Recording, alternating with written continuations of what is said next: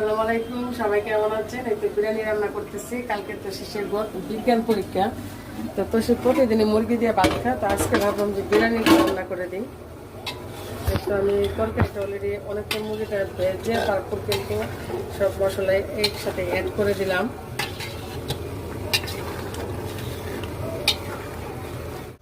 তো এই তো এইখানে মটরশুঁটি দিয়ে দিছি। এখানে 2 কেজি পরিমাণে চাউল নিলাম, আর সাথে একটু গরম মশলাও দিয়ে দিলাম চাউলের রান্নার জন্য। এখন তরকারিটা কতটুকু হয়েছে, কালারটা কিন্তু অসাধারণ, কালারটা কিন্তু অসাধারণ। এখন চাউলটা দিয়ে দেবো না, তরকারিটা ছেড়ে দেবো।